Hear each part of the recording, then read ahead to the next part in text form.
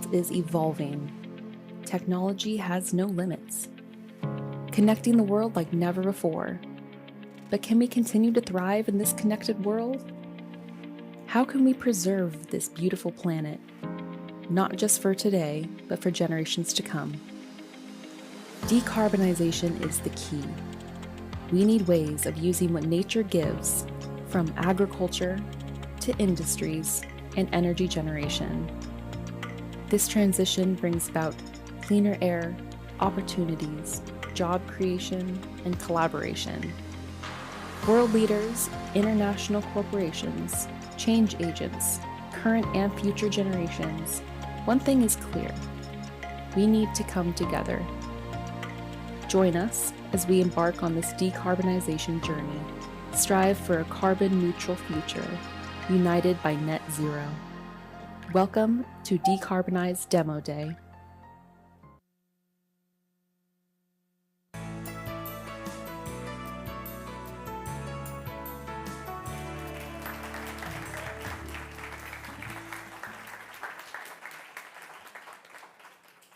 Konnichiwa. Welcome to Tokyo. Welcome to the Decarbonize 2002 Demo Day.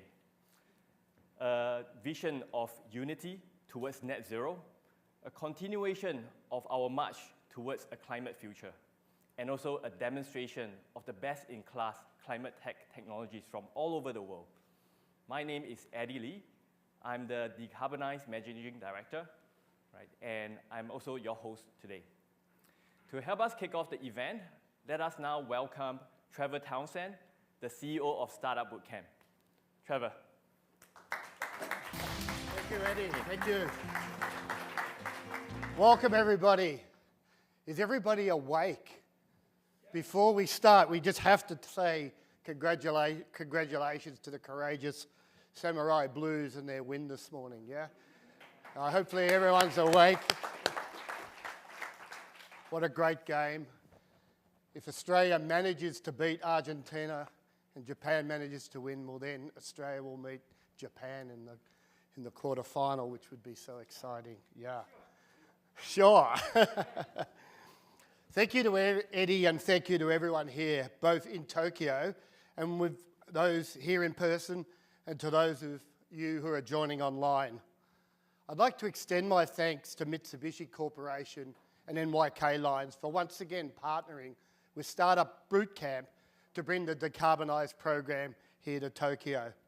I would personally like to thank Wada-san and Nishizawa-san and the rest of the team at Mitsubishi Corporation and NYK Lines, and all of those that have worked tirelessly as mentors with the startups, with our amazing cohort of startups that we're bringing you.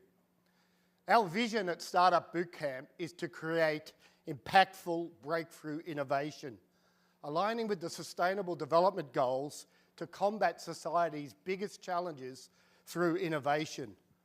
And we do this by supporting, empowering and mentoring startups to succeed, whilst encouraging corporations, governments, investors and individuals like you here to lean into the innovation process and to create change through action.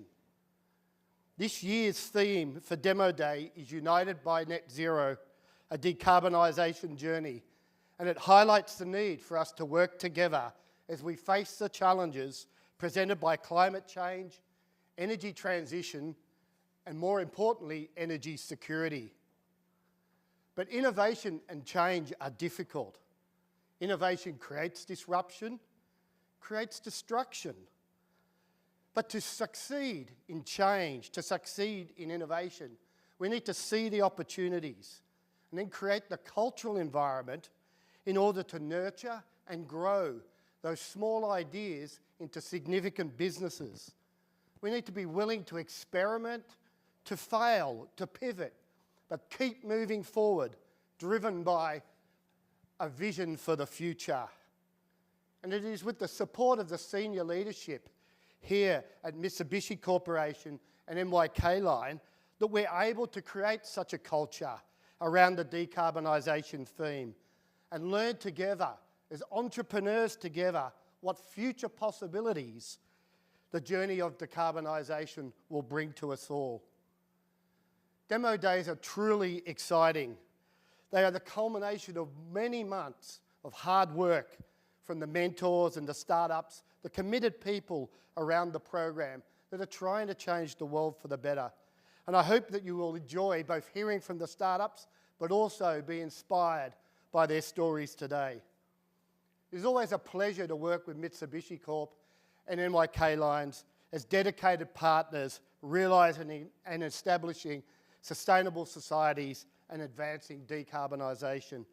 We look forward to the continued journey of decarbonisation together and creating truly impactful innovation. Thank you very much and enjoy today.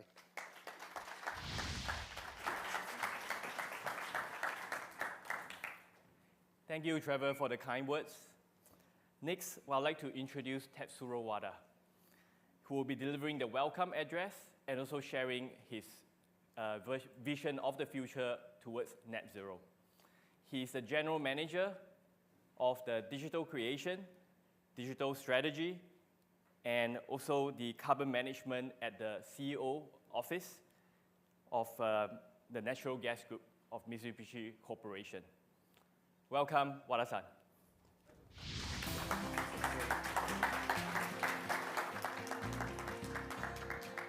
So it's really a pleasure to join with you in celebrating this 2022 Decarbonize program demo day alongside with our partners NYK and Startupbootcamp. As was introduced by Eddie, my name is Ted Wada of Mitsubishi Corporation, and I'm the general manager of business creation unit within Mitsubishi Corporation. Some of you may be feeling a bit weary and a bit sleepy by watching the World Cup match between Spain and Japan. But please allow me to deliver a few words in launching this program. For the past several months, my team has been working day and night with our partners to make a great success in this SBC program. Today marks the day to see the goal of our journey. I'm so thrilled to witness the accomplishment made by each of the startups through their pitches. I would like to express my sincere congratulations to all the startups and mentors for their excellent work over the past few months. And also, I would like to express my special thanks to NYK for arranging this wonderful meeting room for each of the people to see in person. I think we all feel the benefit of seeing in person rather than through the web. So I really thank NYK for this terrific arrangement for the venue. Now, before we start the show, I would like to take the opportunity to share with the audiences the drivers behind Mitsubishi in taking active part in this program. We are a company that has integrated businesses with operations in approximately 90 countries and with 80,000 employees on a worldwide basis. We have 10 business groups that operates in every single industry, including natural gas that I belong to. To fulfill our responsibility as an industrial player and to achieve a carbon neutral in society, we have announced a roadmap to a carbon neutral society, which was announced October last year. The roadmap starts with halving our greenhouse gas emission by 2030 on the way to achieve net zero by 2050. Net zero, therefore, is a corporate agenda imperative across every business segment of Mitsubishi, including the natural gas group. Being engaged in the business that handles fossil fuel, we particularly recognize there is an urgent need to take decarbonization initiatives in response to global climate changes, while ensuring a stable supply of energy to continue fueling the economy. But net zero is not an easy task. That is why we need to explore every frontier to find new technologies and innovations to achieve this. And that is why we decided to take part in this program. As President JFK mentioned in his speech at the Moonshot project, we're not doing this not because they are easy, but because they are hard. Because that challenge is not that we are willing, the challenge, is the one that we are willing to accept, one we are unwilling to postpone, and one we intend to win. So it is based on the spirit that we are taking part in this program. Now, through this SPC program, we would like to discover and identify promising technologies and innovations and startups from all over the world that can transform energy and decarbonize our planet for the next generation. We have selected 8 startups for today's demo day, all which have huge potentials to make a real difference to our planet, each led by passionate entrepreneurs. I believe it has been a very bumpy yet exciting ride for each of the startups to develop the business plan in a very short period of time. But startups have achieved a lot through this program, for which they should be proud of.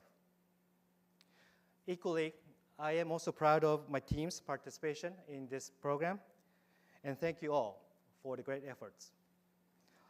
Last but not least, I wish to extend my best success for today's event, as well as our journey to decarbonize the world. Thank you very much.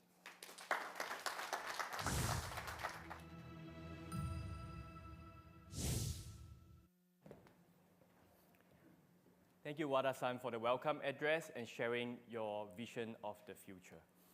We got an exciting day ahead for us. We're going to hear from 8 climate tech startups, as well as a panel of esteemed panelists. And before we dive into all of that, right, I have been given the honor to talk about decarbonization and why do we do that. Why decarbonize? One, why do we run the Decarbonization 2002 program? Right, let me try to answer all these questions over the next few minutes.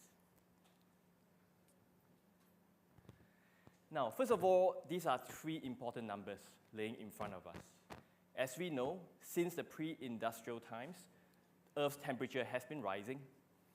In fact, we are now pumping 50 billion tons of CO2 equivalent into our atmosphere per year.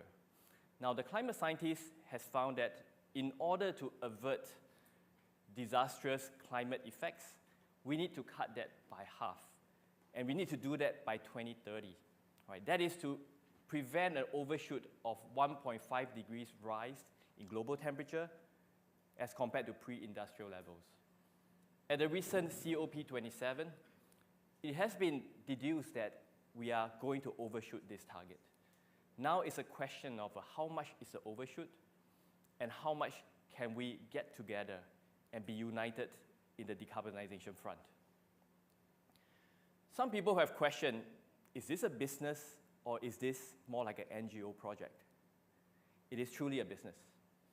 Let's take a look at the number of unicorn companies that have come into the market since 2015. We have 47 unicorn companies, right, which are companies which are worth $1 billion or more in the market right now over the last 7 years.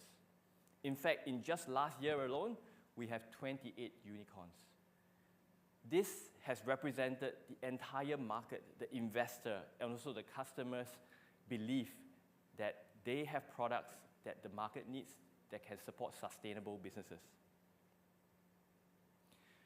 Now, Larry Fink from BlackRock says that the next 1,000 unicorns are likely to be climate tech companies. And what's more, the US SEC has passed rules where investors now have to report on their investment portfolio to adhere to climate and emission standards. And the recent Inflation Reduction Act promises to reduce by 2030 US emission by half compared to that of 2005 levels. And at SBC, we are the specialists of working with startups to accelerate their time to market. We have helped over 1,300 startups. We have helped them raise more than $2 billion collectively. And we are also a specialist of running industry-specific programs. This could be food program, sports program, and we are supported by partners such as Mars, Nestle, Asahi, and we are also now focusing on energy, as shown by our collaboration with Mitsubishi Corporation and MYK Line. So what's the objective of DC22? It's very clear and simple. Number one, we want to work with Mitsubishi and MYK Line to create new business opportunities, new businesses that are viable and also sustainable for the climate. Number two, we want to work with the startups to help them curate engagements with the executives within Mitsubishi and MYK Line. We're also working closely with the professionals, the mentors within the two large corporations to help them adapt to the outside-in innovation culture. And here at Demo Day, this is a celebration and also a demonstration of what the startups have achieved, where they will now show you the collaborative roadmap that they have been discussing with their respective mentors. The Decarbonize program is broken down into 8 themes, ranging from future energy, meaning hydrogen and grid-scale storage, all the way to nature-based solution, and also digital solutions around measurements, reporting, and verification of emissions. The way we approach our search for startup is both algorithmic and also assisted by human effort. Through a global search, we started with a database of 29,000 companies. And through a combination of keyword searches, machine-aided searches, and trained analysts in our team, we managed to condense that down into a list of 7,000 and then 443, where partners such as Stuart Ellinson and myself work overnight to speak with startup entrepreneurs who are based in the US, some of whom you'll see on stage later, and also speak with the entrepreneurs from Europe. Through those conversations, we highlighted the top 60 companies which we work in discussion with the leadership team in Mitsubishi and NYK to curate a list of 19 that we sent through a final selection round of round-robin selection, where the startups are not just judged by one small group of mentors, but they go around multiple digital rooms, before all of us convene to invite the final startups to enter this program. Through this global search, we have identified these are the key categories that will be impactful to our climate transition. They range from grid-scale storage to nature-based solution and green shipping. Through this search, we have identified 8 startups that has entered this program, but we are also in touch with multiple other startups who could not be accepted into the program, but we are still connecting them with Mitsubishi and NYK for future collaboration opportunities. The Decarbonize program has prepared the startups in 3 ways. The first way is to be commercial ready. What is commercial ready? It's through working with the startups to identify OKR, or objective key results, to work with them to nurture the conversations they have between the mentors, to work in combination with external subject matter experts, which we call entrepreneur in residence, to cultivate together with the startup a commercial roadmap that they will be implementing with Mitsubishi and NYK over the next 2 years. We help the startups to be investment ready as well. We work with the startups to understand the language of VCs and investors. We work with them to prepare their data room. We get them investor ready. We also help them to be pitch ready. The startups that come to us is put through rigorous practice sessions, to pitch a technical, a deeply scientific subject, but without any technical jargons. We also work with them to pitch to collaborators, in order to speak the language of potential customers. And last but not least, we work with them to sharpen their demo day pitch, which all of us are here today for. Later on, you will hear from an esteemed panel on the topic of startup corporate collaborations, in particular the challenges and the benefits. Before we do that, I would like to engage the help of everyone over here. We need your help, right, to come to this digital platform called Slido, right? If for the people on the back, if you cannot scan the QR code, not a problem. There are QR codes around the back of chairs around you, or you can go to slido.com and punch in the code over here, 3981381. Once you get in there, you can have your questions asked. We do have a moderator, right, based out of Australia who will be moderating questions from the public. You can see existing questions that can be voted up by you, right? And for me, I'll be on stage and I'll be inviting the panelists to answer some of the more popular questions. All right, so now without further ado, we would like to invite the panelists up onto stage. First, we have Aki from Direct Kinetic Solution, who is one of the startups of the cohort. Hey, Aki. And next, we have Kurosaka-san from NYK Line. Kurosaka-san. And next, we have Matt from Terrastore, again, one of the startups of the cohort. Good to see you, Matt. And as the fourth panelist, we have Keigo-san from Mitsubishi Corporation.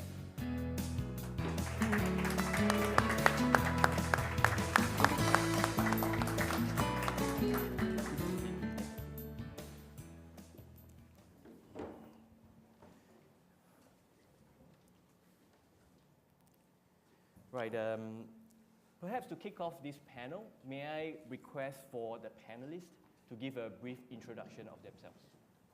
Yeah, perhaps Keigo can start. Okay, thank you very much, Eddie. My name is Keigo from Mitsubishi Corporation. I oversee this Startup Bootcamp program from last year. And also I'm working on the project called the Startup Breakthrough Energy Catalyst, based in the US, backed by Mr. Bill Gates, which is supporting the scale-up project for the emerging climate tech. Thank you very much, and I'm really privileged to be here with other great panelists and also moderator. So, best to you, Matt. Thank you. Hi, everyone. My name is Matt. I'm the CEO of Terrastore. You're going to hear in about 40 minutes about my startup, so I'll save it for then. But I'm very glad to be here in Japan. It's my first time. I've traveled here. I live in Fort Worth, Texas. So, yeah, thank you very much, and congratulations on beating Spain today. Thank you. Yeah. My name is Yoshi Kurosaka of NYK Line. I'm a part of the auto logistics group of NYK, and now the automotive industry itself has been improving and facing the expectations and the threat of decarbonization. And I joined this SBC program because it's important to understand the startup innovations in the issues that we're facing. And I'm honored to be mentor of startups. Thank you. Thank you. Hello, everyone. My name is Eki. I'm the CEO of Direct Kinetic Solutions. And with all persistent power sources, I'll go a little bit deeper in our business and our product. We feel honored to be invited here, and I look forward to sharing my experiences, and thanks for having me. All right. So perhaps to get the ball rolling, I'll ask a question, right? Maybe I think Kurosaka-san has also mentioned why is he a mentor in this program. Maybe I'll open it up to the rest of the panel. Why do you join the Decarbonize 2002 program? Okay. Anyone can answer. Maybe I can start? Yes, please. So Mitsubishi Corporation decided to support this SPC Decarbonize program because there are two goals. The first one is learning the earliest climate tech trend by interacting with the promising early stage startup and what is the next business opportunity is. The second one is the this SBC program provide us the opportunity to interact with great startup and learn from you guys. So these are two main goals we wanted to join in. And for the first one, so as Ms. Wada explained in the beginning opening speech, last year we announced a roadmap to carbon neutral society, and we emphasized the importance of the new technology and innovation to realize a net zero.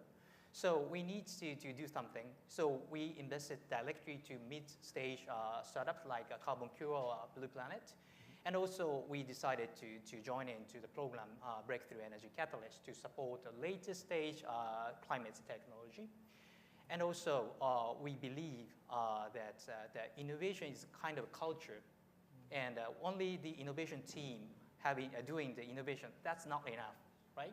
So we believe that as much as people join into this innovation movement, so we believe that mentors who join into this program can learn and support startup to achieve the net zero and the innovation. So, and I know these two views are shared with our partner, NYK Line. So that's why we're supporting this SBC program. I suppose I will go next. Yeah, we are an early stage startup. We've been around for about a year. And when we first got going, we were involved with an incubator program run by Harvard University called Harvard iLabs. And it was a great program, but it as an accelerator, it was very basic. It was meant for people coming out of college that didn't know how to start a business. I happen to have, I'm older than that. I'm an old founder, so I have business experience. I was looking for something a bit more rigorous and something that had a strategic angle. And to me, Startupbootcamp was unique in that regard. The opportunity to work with Mitsubishi, NYK Line, large corporations that will become important to what we want to do, that was very appealing. And as far as Startupbootcamp, they came to Texas, they came to London to sort of find us and find other startups. That was impressive too. But perhaps I'll say also more of as a philosophical point of view, it's my personal belief. I've always worked in oil and gas and power, and I believe that with software and optimization, you will solve perhaps 20% of the decarbonize problem, but the rest of it has to come from building large physical systems, large infrastructure. And I think this program is great because it helps large corporations pair with innovators and vice versa to really tackle that challenge, which is the hardest part in my view. So. Okay, in my case, as I mentioned, I'm a member of the Autologist group, and my key partner role is to find advanced technology to adopt our subsidiary company or customers. But before I joined MTI, which is NYK's subsidiary around company, I was a city planner in the public transport and transportation, land transportation sectors. And in those days, I had some project like climate change, those things. And now I came back to this field. Then I'm really excited to see the very advanced technology and with the startups with very high passions. So now I'm really excited to join this. Thank you. So I'm going to expand a little bit on what Matt was saying. We are a young startup as well. We have been around for 3 years. And especially hardware and infrastructure, I believe that having the right access to partners that can achieve scale channels and just the ability to make our products visible and available to multiple other partners is critical. And I think that that's a big differentiation between the Startup Bootcamp Decarbonize program and a traditional accelerator. And that was the reason that we joined. So we could have access to fantastic partners like NYK and Mitsubishi, and of course the amplification that comes from an event like this and just the boost to not only the brand, but the credibility of the products when you're engaging with established companies like that. Thanks, Q. So I have a different question, maybe directed at Keigo-san. As you mentioned, you are part of the EX task force, and and and your department has put an LP position in Bill Gates' Breakthrough Energy Fund. So how do you think Decarbonize program fills the gap in the entire spectrum of innovation opportunities? Okay, EX Task Force is one of the organization watching, creating some overarching strategy for our company. So I'm one of the member of such EX Task Force. So that is a side of information. And we decided to join into the Breakthrough Energy Catalyst, which is some of the funds to support program to support the scale up, which is only for the kind of later stage. And we have experience in the mid-stage startup investment. So what we need is the early stage engagement. So we need to understand what comes next in this really changing, everyday changing climatic scene. So we believe that the SBC has a decent network in global area. So Eddie and Stuart help us to find out great startup from 30,000 plus startups. So this kind of support is really important for us to understand what comes next in the future. So we believe this engagement and sponsoring this decarbonization program is meaningful for us and filling gap of the activity like, as you said, Breakthrough Energy Catalyst things. So that's why, we believe this is important. Thank you. And I think you, as you mentioned, finding the startups is important, but I feel that it's also important for the startups to work with the mentors. And the mentors' contribution throughout the last several months has been immense, all the way from the setting of the theme to the selection of the startups, and then the last 12 weeks of mentoring of the startups. So Kurosaka-san, you are one of the mentors, right, who have helped the startups achieve what they have achieved today. Could you share your experience so far? Yeah, I'm mentoring the two startups which are kind of water-related company. And from my point of view, and I try to introduce their products to our department. But on the other hand, we also try to deploy the product to other sectors or departments. Then we had many discussions. Then we can find, this is another use cases can be applicable to some industries. So then we can enlarge the image, how to use this. Then we collect some use cases and some requirement functions. So this is very exciting, and also we can share how we can use this product or solution, maybe in other industry, or then we can appeal to the customers. So this is very exciting. Right, thank you. So a different question here. For anyone in the decarbonization program, what was your expectation before coming to the program? And then along the way, has the expectation changed? Now that we are at the last week of the program. I can take that one at least first. When we first started, it sounded very promising. It almost sounded fantastic. You're going to go through this program. You're going to have a relationship, maybe even a formal relationship with Mitsubishi or NYK by the end of it. And that was all on me. That was an incorrect expectation. I mean, one of the teachings, or one of the things that's been taught to us is that large corporations take a long time to work with and to get something formal. And so that was definitely something that I learned. But I also, in that process, kind of understood what a valuable resource this program has been, because we've opened a door here, and it might take 6 months, it might take 2 years to really turn that into something. It might even take longer, but I appreciate what that's worth, and I really appreciate this program for giving us that opportunity. Thank you. Anyone feel free to answer that, or we can go to the next question too. So I want to build on that, because in startup land, we're used to speed, and just get a quick hit, a quick win, celebrate, move on, and try to grow.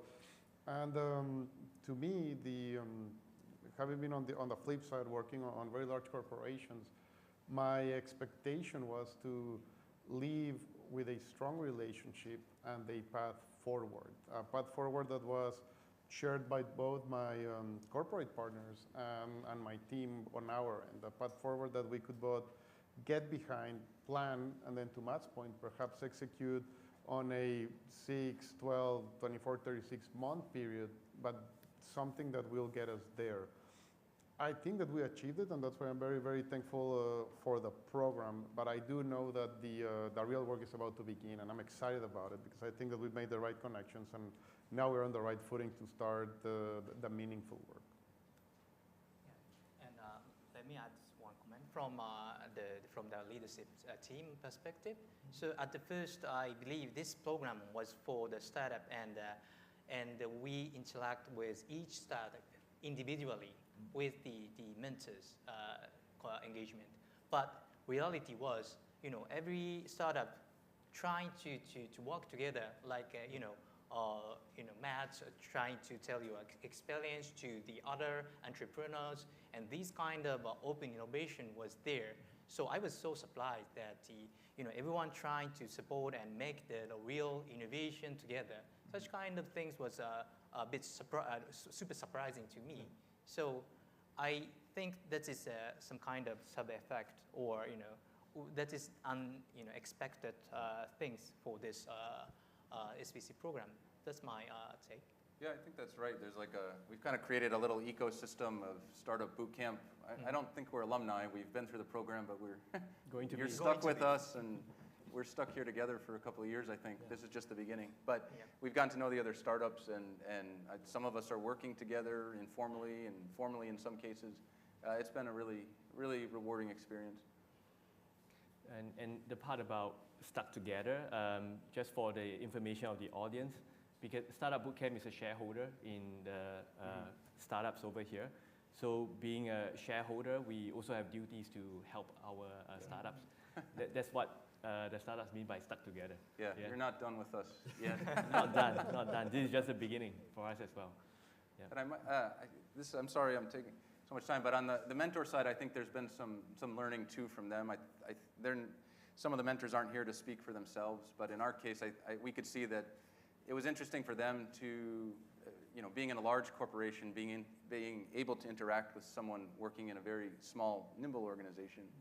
We had one meeting where we shared a bunch of what we had been doing on this one project, and the comment back was, "You did all this yourselves, just the two of you?" And that's just one example, but the interaction was both ways for sure in the learning.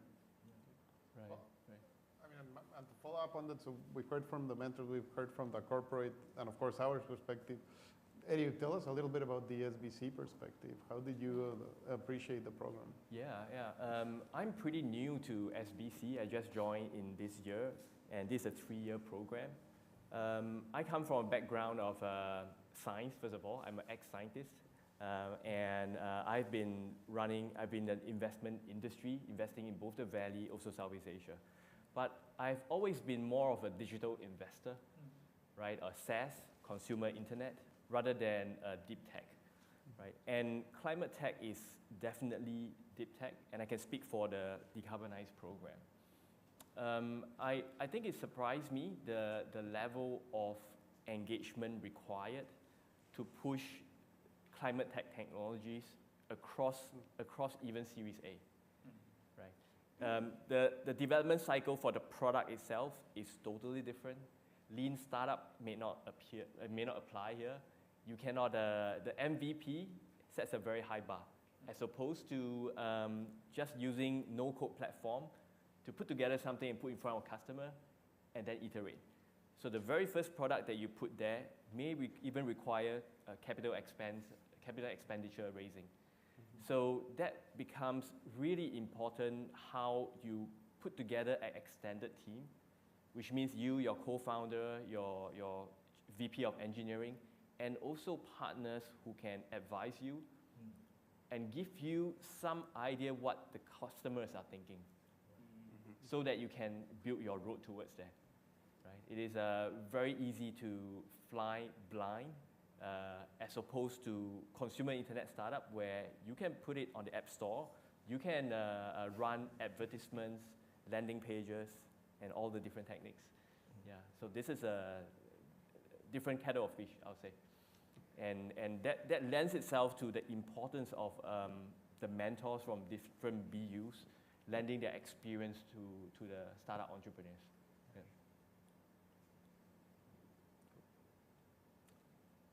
Right, I think I have a different question here about challenges.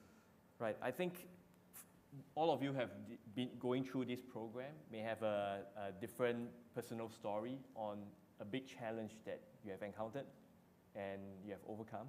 Would anyone like to share what is a major challenge that you have encountered? Yeah, okay. In my case, I try to introduce the our startup products to some potential users. Sometimes, you know, it's a bit negative because still they can they can have a solution by themselves, or maybe they are a bit reluctant to use the new technology. But in other words, we also think together and try to appeal that the advantage to use the product, because the main factor of the difference is those products contribute to the reduction of GHG or more eco-friendly. That's the difference. So it's not a normal product. So this is different from just ordinary vendor and customer relationship. So we are also a user, but also we can be the service provider. So that's the difference. Right. I think we'll go to the online questions, right? Thanks to the people who have been keying in your question. We have one directed at Matt, actually. So this question is that hard tech solutions, deep tech solutions are slow, and joining a corporate program, accelerator program, is one of the ways to make things faster. What else could potentially be a barrier for you from moving even more quickly? I think finance is a big issue because the climate tech movement that started a couple of years ago, it's very much in a Silicon Valley mindset. They want to, all these funds want to go out and spend $1 million, and they want to see it turn, they want to see a viable formula that can turn into $1 billion in 3 years. And that's not possible with large physical systems, whatever. If you need process engineering to build your system, that's never going to happen. It's a very slow process. There's a lot of CapEx involved. And so the financing structures, the financing formulas that work in Silicon Valley for software solutions, or potentially for climate solutions where you're making a small product like a small power source, he gets mad when I say that, are different. And so it's different financing needs. And I don't believe the finance community has adapted fully to that yet. There are funds now starting that are much more in tune with infrastructure, with oil and gas styles of investing from a private equity point of view that are closing that gap, but it's slow. There are things like Breakthrough Catalyst. They're there at the higher end, or as you get a bit more mature, they're there to support the commercialization of large systems. But on the very small end, you know, when you're just starting out, it's much harder to raise money. And so to me, that's the biggest. People take you seriously, they like your idea, but it just doesn't fit in their fund remit to give you money. So that's the challenge for us, at least. Yeah. Oh, Eddie, I forgot to say one thing. And we had this many kinds of meeting with some relationship, some related bodies, and even they have some negative feedback, but sometimes they gave us more potential use cases. This is very happy. I mean, it's just an accident, but kind of serendipity. Very good point there. It is the conversations itself that is thought-provoking, even in a panel like this, allow us to think of what is the next thing, what's the next application for the same product, right? What's another set of a customer segment that can be tackled, right? So let me also ask another question. Oh, by the way, I want to acknowledge Akim, who asked the previous question to Matt. Akim is one of the subject matter experts whom we engaged during our trip to London. who has worked with us to and identified companies such as Kano, who will be presenting later. Next question is from Rosario, another subject matter expert who has been working with us in the selection process. Right, and his question goes to anyone, actually, corporate and also startups. What do you think about the potential of university research and its application of those research towards net zero innovation? I can start. We use university facilities and some research. I think that, and even piggybacking a little bit on Matt's comment on speed and the Silicon Valley mentality, university and government research, as fantastic as it is cumbersome to deal with. So the short answer is, I think it's great. I think there's a ton of potential in there, but unfortunately, extracting it, putting it into something useful, and then exporting it gets very complicated because, you know, IP rights, the follow-on, who owns the follow-on? Is this a professor that will leave a tenured position to work for a startup, which is high risk versus a very comfortable job? And that's where it gets very complicated.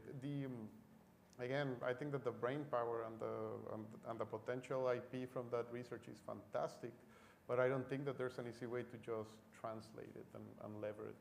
And that's one of the things that, one of the struggles that we have had was exactly with that, and it was a university professor that decided to stay on the university and keep his research rather than share with the startup and risk it, which again, I think is respectable and I see where it's coming, but I think that we could have been a platform for his research, which now will just stay at a paper level. It won't go into the practical side. Yeah, I agree with Key, what you said. You know, there are lots of innovation seed in the university, but what we're lacking today is some innovator, business person to make it happen. You know, bring the laboratory technology into real world. Entrepreneur like you guys is needed a lot more to realize the real innovation, deep tech into the society and make it happen, real big impact. So I echo what you said. Maybe this is a topic that's pretty close to heart for me, and I'll just chime in here as a moderator. The reason why I entered VC is that I was, as a scientist in Stanford, I was pitching to Excel, Kostler. Some of you have heard this story. Nobody wants to invest in my startup idea. And then I joined a Valley Fund. Then I realized why. Because there's no product market fit. There's no pathway towards revenue and exit opportunity. So now having accumulated a few years of experience on the other side, having joined the dark side, the VC funds at the time, I do lecture at some of the universities around Singapore and also INSEAD. A lot of students are still, especially graduate students, are still pursuing a path towards professorship, not realizing that the probability is not very high, right? But there lacks advice to connect them, their university research, academic research, and connect them to the application in the real world. So universities tend to reward novel methods, right? You have a new methods of creating hydrogen, but not on the economics of it. Yeah. So if we could reach out to universities and work in partnership with them, they are a source of talent, they are a source of innovation, and we can guide some of the PhD thesis and postdoc work towards real outcome. Yeah, it's something that I wish will happen in the near future, but it's never easy to change the academic industry. Yeah. So yes, maybe I could go on to another question.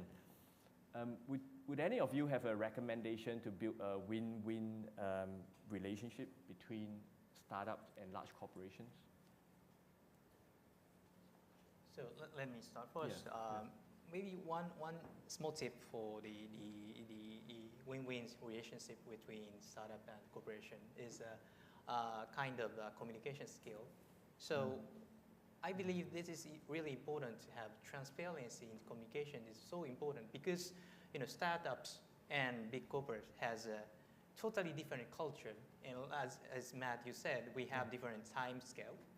So we have to be really transparent. Like for big corporates, maybe we attempted to wanted to be seen as generous as saying that, oh, we can introduce anyone from our network or whatever you want, we can provide. This is not true. We have to maintain our important relationship, which is the asset for the stable business. So we have to have some kind of gatekeeper or quality control, such kind of thing we have to do. So we have to say this important thing to startups transparently. Or for the startup size, maybe you might be attempted to say that, oh, our solution is completely developed and ready to go. But you have you should not hide anything what you are trying to solve, what you're struggling. That is the important thing for big corporate to support and trying to find out the solution. So in short, there is huge cultural gap. So why don't we really try to be transparent in the communication? That's my small learning. I agree with that, and I think that's why it's so important that we have a third party as an intermediary here, which is Startupbootcamp, because we have advisor, like each startup is assigned an advisor from Startupbootcamp, and we have advisors and mentors within the corporations, and it's very helpful to have them working on our behalf and keeping those channels of communication open, helping open others. I think it's critical. I don't think it would work very well if it was just the corporation and just a group of startups. You need the help of something like Startupbootcamp. Yeah, NYK also has many departments and also related companies, subsidiary companies, and also so many kinds of customers and use cases. So we have some background and we have so many pains. So now we have a chance to talk to the final users to solve together with the startups and even this is just a 1 week, we can talk in Tokyo, but still our image is expanding. So this is the win-win style to find the best solution with your technologies to knock the door to the customers. For me, I think that there should be a financial vehicle that allows for more risk-taking without being a blind bet. So for instance, something like a research and development agreement where the corporation puts some funds, and especially for companies like Matt and mine who are in the 1, 2, maybe 3 year period, $1 million goes a very long way. Right? Whereas there are other startups that maybe are more ahead and they wouldn't partake on that because it doesn't make a lot of sense. But for us, it would make a lot of sense without having to go through the due diligence of an actual investment. So and again, I know that money doesn't grow trees, but if there's a fund to do that, right? Where, for example, your business unit brings out this problem. You did research on the market. There's no solution from the market, but you've heard of this startup that could tweak the solution for it, then have, and again, and it's more like a purchase order than an investment.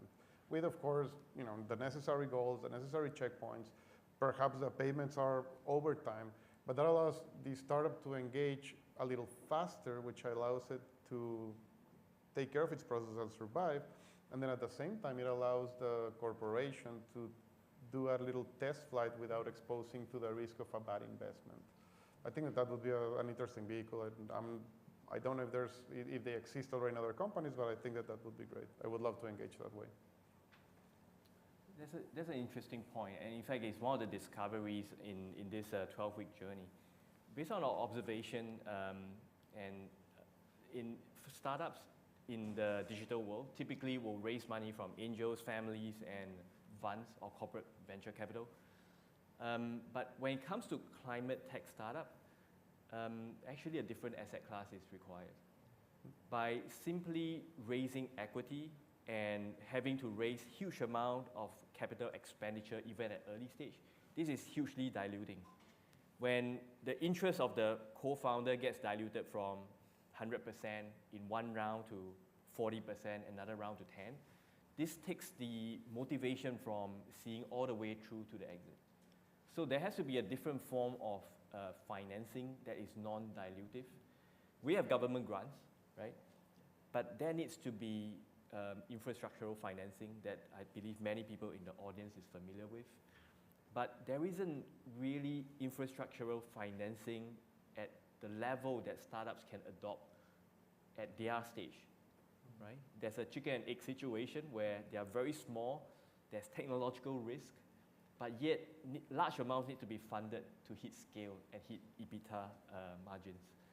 So I would really personally like to see, is there a new kind of a financing mechanism that can be investigated? And that is how we actually, during the program, realized that we need an Ask Me Anything session on project financing. And we have actually asked Matt to give that class. So Matt, is there something that you want to add to what I said? Yeah, I mean, it's echoing what I said before, that this is, everyone sees the potential. It's a huge growth area, climate tech. There's been 50 billion raised, but most of that 50 billion, I would bet, is for software solutions that are optimizing processes we already have. It's the next part of it that's very challenging, that requires physical systems, and they cost a lot of money. And I think, as we've said, a small pilot might be $5 million. Even for some of the startups that we have here in our system, building their small-scale prototype plant might be a $5 million investment, and no one knows if that's going to work or not. And no one knows if that's going to deliver $1 billion in value for the company.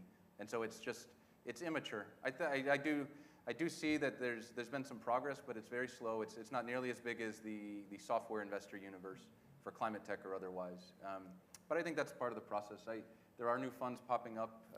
I see them in the US. I'm less familiar with foreign markets, but I'm encouraged, but it's definitely a slower process. Yeah. Next, I want to cover a question that I've heard time and time again, which I don't totally agree with. Okay, some people call this humanity's greatest challenge, right? There are optimistic view, there's pessimistic view, right? What is your take? This can be from anyone in the panel. Yeah, I think, I agree with the idea that the net zero is the hardest thing for the humanity, but I'm still optimistic, because if we can collaborate well between the startups and big corporates, maybe we can create a great solution in the real world. So in the IT sector, maybe a startup has disrupted the IT incumbents, but net zero or problem is different. This is a physical problem, right? Yeah. So I think we need to collaborate, and then maybe a startup can provide a great idea, innovative technology, and the corporate side can provide industrial infrastructure or business development capability. So if we can work together, yes, I think we can make it. So I'm really optimistic and make it with the collaboration. That's my take. Sure. I would say, I guess we're going down the line. Yeah, yes and yes. I think it's the greatest challenge of the 21st century is finding a way for humanity to reach equilibrium with this planet. And again, I'm going to sound like a broken record. To do that, you need innovations in the physical world, and you need the help. I come out of the oil and gas industry, and a lot of my industry likes to stand on the side and make fun of, energy transition. It's not going to happen, and that's not the right approach. They're missing out. There's lots of engineering and know-how that can help solve this problem, and so these types of partnerships are exactly what we need to be doing to unlock the skills they have and the nimbleness of startups. Yeah. Anyway, I was optimistic or pessimistic, whatever. But anyway, the society requested us to reduce the GHG reduction emission. So this is a key issue. So we cannot stay one point. So we have to move forward. Then, even our customers also request to reduce the emissions. But we don't have any tools of what's happened. Then anyway, my conclusion is just go forward. And to add, I think it is a great challenge, and I am optimistic about it too. I think that the danger would come if we start to finance and act too quickly without actually taking the real risk of the investments into consideration. Because, and again, Matt, you brought a very important comment at the beginning, which is the first wave of climate tech startups failed spectacularly. And why? Because it got hot and everyone invested on them, even when their business model made absolutely no sense, right? Like I don't know if you remember, there was a company that offered to change batteries in EVs, and it was like the new gas station model, and they were, but it was, again, it was full of risk, it was hard to finance, but they got funded in the hundreds of millions of dollars. And then of course that leaves an afterstate for everyone. I think that the human mind, especially when working together, will solve the challenge. I just think that it's one of these where we have to run, but don't run without planning. We need to definitely tackle the big challenges, right? And to your point, software will help just because of the sheer amount of data we have to analyze and make usable. But I think that we need to pick the bets on the big investments, which is how do we move away from fossil fuels as much as possible? Where do we store that energy, and how we make that energy reach everyone, right? And especially in industrialized settings, which I think a lot of times it's really easy to point towards automobiles because a lot of us have them and you see them every day. But big industrial parks are also a large target, I think, and I don't know that they get the attention that they deserve. Thank you. So I've just been alerted that we are coming towards the end of the panel. I'd like to apologize to the people online if we haven't managed to answer your question. If I may, I would just like to summarize some of the points that's covered by the esteemed panelists. So number one, it's really important for the startups to have conversations and to work together with the incumbents, large corporations, in order to identify how can their technology be applied. And this also requires a different system of financing.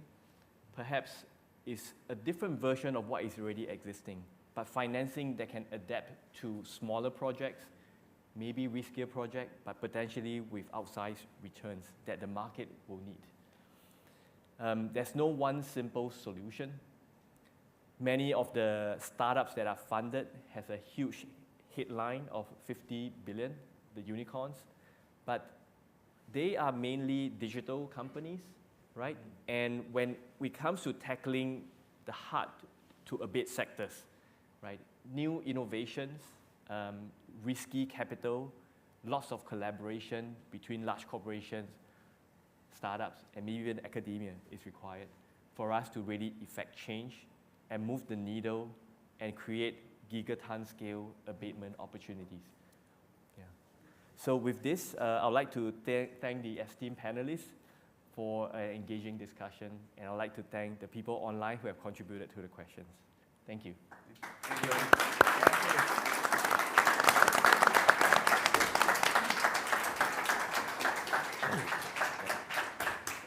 Thanks, Eddie. Thank you. Thanks, Kurosawa-san. Thank you. Thanks, Eki. Right. So today marks the beginning of a journey towards a net zero future. We are soon going to hear from 8 climate tech startups who have spent the last 12 weeks working with their mentors from Mitsubishi and NYK Line to create a roadmap towards a collaboration for the next 2 years at least. Now, each startup will be presenting for 3 minutes, followed by 2 minutes of Q&A. I again reach out to the audience to please ask your questions through this QR code or by going to slido.com and punching in the 7 digits code over here. The startups will be divided into 4 different categories.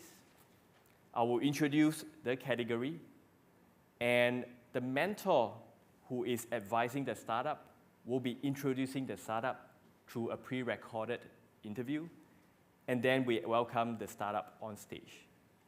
So the first category we have is on storage. As we know, when the wind does not blow or the sun does not shine, we need a form of storing the renewable energy, such that grid-scale storage capacity that can replicate that of a power plant is increasingly important, expensive, and also hard to secure. The first two startups that we have addresses this particular point. Let us now view the video from the first startup.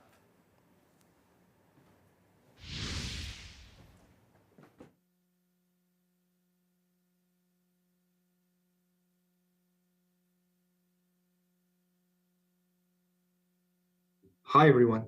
I am Eita Kitani, Vice President, General Manager of Boston Branch, Mitsubishi Corporation Americas.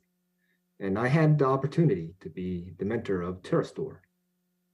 The startup TerraStore creates grid-scale storage systems using compressed air energy in salt domes or other natural geology. Over the last few months, they have been discussing with Mitsubishi and Diamond Generating Corporation to design and develop a new compressed air storage project. I would like to welcome to the stage CEO of TerraStore, Matthew Cardiello, and CTO, Paul Button.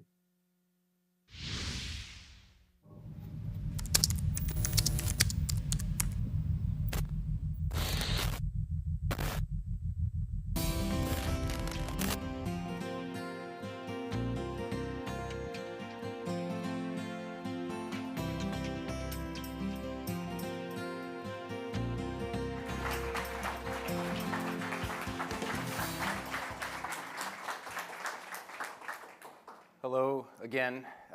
Nice to see you all. Thank you very much for your time this afternoon. My name is Matt. I'm the CEO and co-founder of TerraStore. I'm joined up here by my partner and my co-founder, Paul, who is our CTO.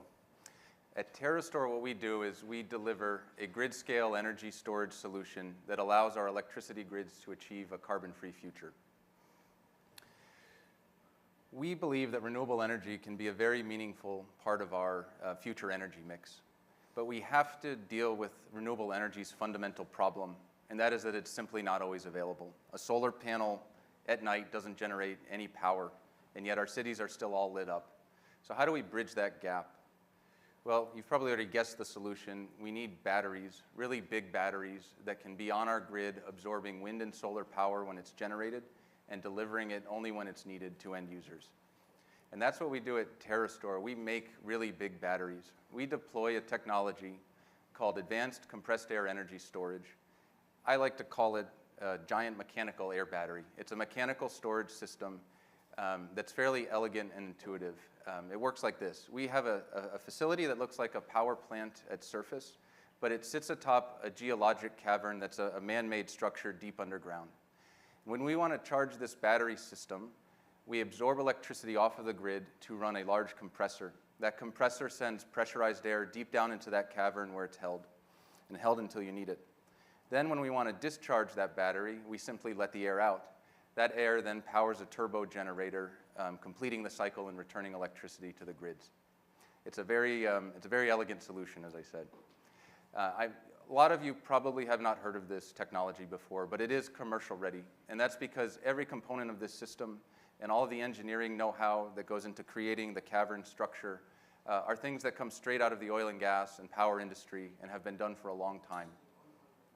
And because we're working with commercial-ready technology and we're working with things that nature gives us already for free, like air and the rock beneath our feet, we can deliver a very compelling storage solution at the very largest of scale.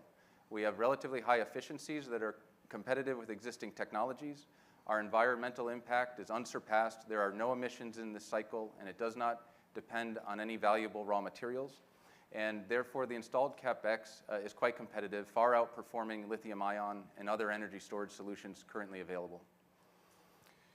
Delivering these sort of projects and deploying them requires a fairly unique skill set, and it's something that Paul and I happen to have. Between the two of us, we have almost 50 years. I did say before, I have a lot of gray hair.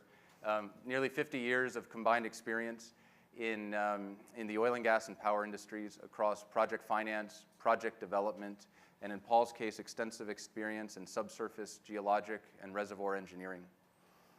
Our vision is to deploy 100 of these facilities across the globe by 2040. That's a big task, but if we can pull it off, it will deliver 100 gigawatt hours of energy storage capacity on our grids. And that would translate to about 30 million tons of avoided CO2 emissions per year. That would be quite an impact from just one solution. To achieve that vision, we're currently seeking, including through this program, Startup Bootcamp, dedicated partnerships for co-development and co-ownership of our power assets. And we're currently also seeking relationships with engineering service providers, particularly those with experience in large-scale power systems. And separately from this, in parallel, we are currently raising $5 million in equity capital. Thank you very much for your time. I'm happy to answer any questions.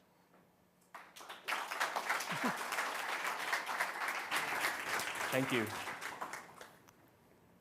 So maybe I'll start with the first question here.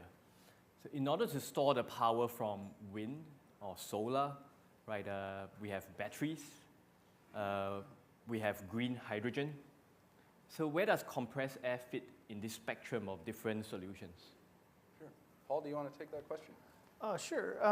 You know, we at TerraStore believe that lithium-ion batteries, they do a really good job of supporting the 0 to 4 hour energy storage.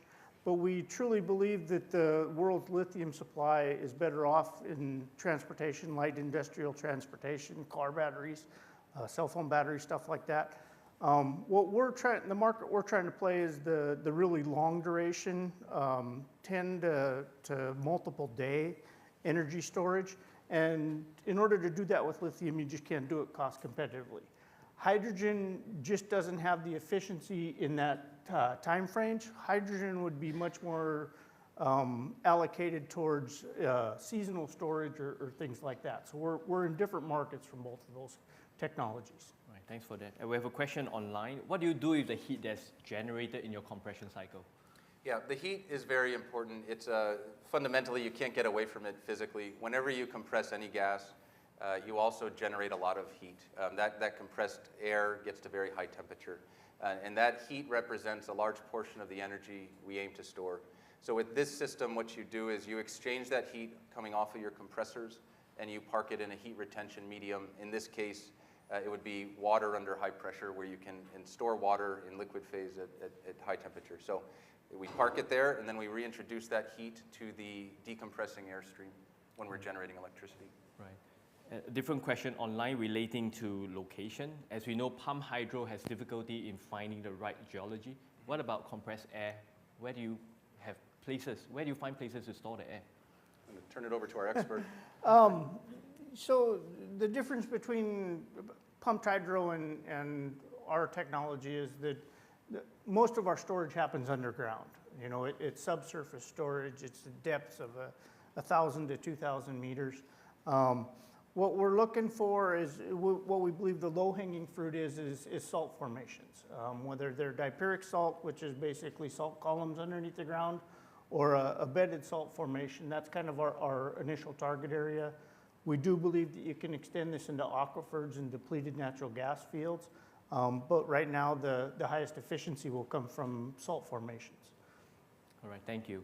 This is all the time we have for, and I thank all the audience for the long list of questions. I encourage further conversations with the startups at the back of the room towards the end of the demo day. Thank you. Thank you very much for your time. Thank you very much. Thank you, Eddie. Thank you. Thank you, Eddie. Yep. So for the next startup, they are Volta. Unfortunately, they could not come to demo day. They are down with COVID. And instead, we have provided a recording of their pitch. You are still welcome to ask questions, which I'll try to answer the questions over here. Right? If I couldn't answer those questions, please reach out to us and we'll connect you with the teams to answer those questions offline. Thank you.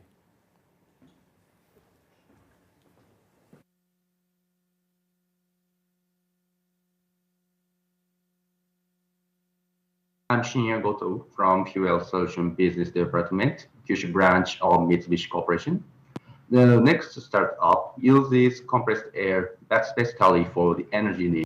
They have been discussing with Mitsubishi and NYK Line to select test sites that are currently solar or wind powered and could potentially achieve net zero with their technology. Please join me in welcoming to the stage Ash and Camille from Volta. Thank you.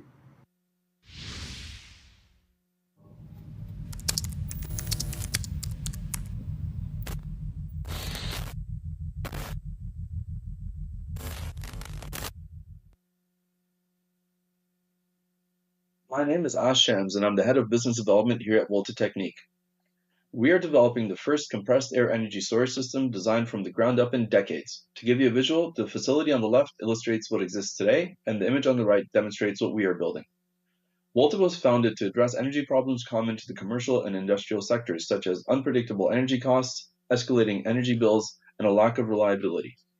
Simply put, we use electricity when demand is low to compress air and store it underground, and when demand is high, bring it back up and pass it through a turbine to generate electricity on site.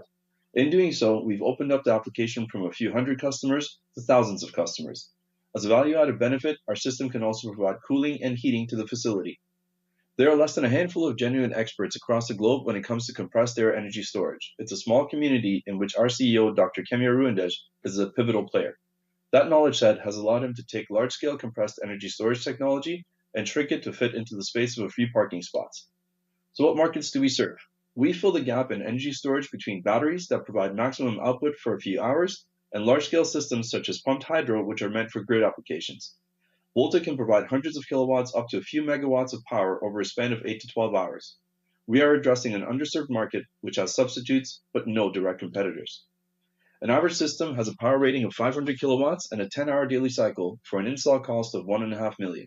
That means for most customers, the payback period is approximately 5 years, providing 15 plus years of additional use, which will directly affect their bottom line revenue. Our beachhead customer for Japan will be in process manufacturing. Our value-added services of heating and cooling will allow for a reduction of carbon intensity of operations while also providing power reliability. Our solution, however, can be deployed virtually anywhere, servicing many additional market segments. In terms of traction, we're in active discussions with data centers, manufacturing facilities, and shipping and logistics operations to launch our first field pilot. Our milestones are the following. In Q1 2023, we intend to raise our seed round and kick off the first field pilot. In Q3 2023, we'll begin the first field installation and order equipment and parts. In Q3 2024, we'll complete the proof of concept and expand our pipeline. And in Q2 2025, we'll conclude testing, obtain regulatory approvals and commissioning for commercialization. Our team consists of experts and seasoned professionals in their respective fields of engineering, strategy and operations, business development, finance, and product development. Combined, we've raised over $600 million in funds and have successfully launched, scaled, and exited several companies. In short, you can rest assured that your investment is in good hands. What is the ask from this team? We're looking for an investment of $2.5 million for our seed raise. This will cover the next 24 months, allowing us to lay the groundwork to build the first system in accordance with the timeline shown in our milestones. We are Volta Technique, and we look forward to meeting with you. Thank you for your time.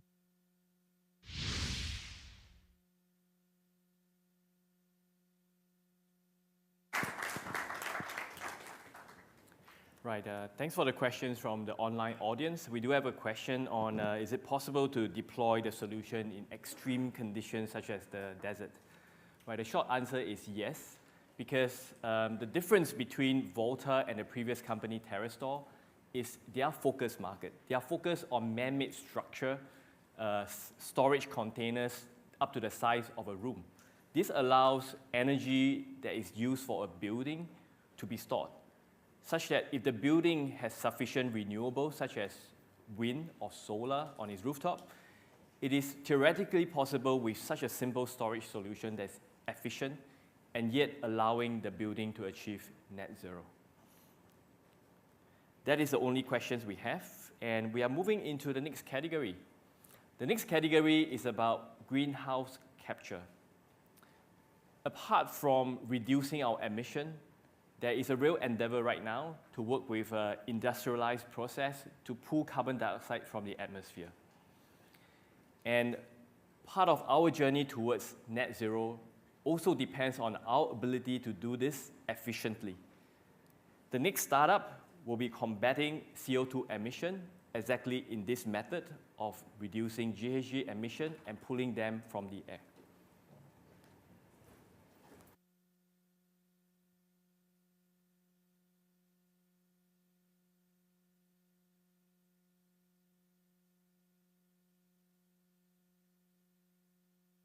Hello, I'm Shintaro Takabuchi, and I'm part of NYK team. It's with real excitement that I'm introducing this next startup, as I've mentored and seen it grow from day one of the program up until today. They apply cryogenic separation technology to waste gas to capture and liquefy carbon dioxide or methane for easy transportation and use. They have been discussing with both Mitsubishi Corporation, NYK, and Mitsubishi Heavy Industries about the design of a modular system that can liquefy gases at biogas plant or factories. Let's welcome Neil Shah, CEO and co-founder of Purifier Labs.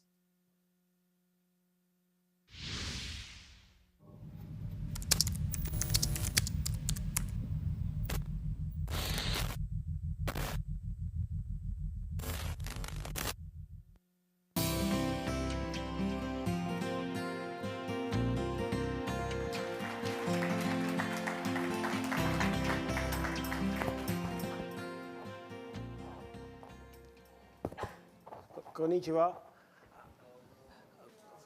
Firstly, I want to just thank NYK Line, Mitsubishi Corporation, and SPC for the wonderful opportunity to be here and tell you about Purifier Labs. So my name is Neil, and I'm the CEO and co-founder, and I'm joined by the founder and our CTO, Dr. Matthew Pierce. Purifier Labs is a carbon capture company, and we're transforming waste emissions into value for our partners. The problem with industrial carbon capture systems today is that they're very expensive and require very, very complex infrastructure. That is why less than 1% of polluting assets have any form of carbon capture in place today. In addition to the complex infrastructure and the large capital outlays, the very complicated processes driven by solvent-based technologies. These solvent-based systems are very, very energy intensive, and there are limits to the scale and efficiencies they can achieve. Purifier Labs is pioneering a cryogenic carbon capture system that will change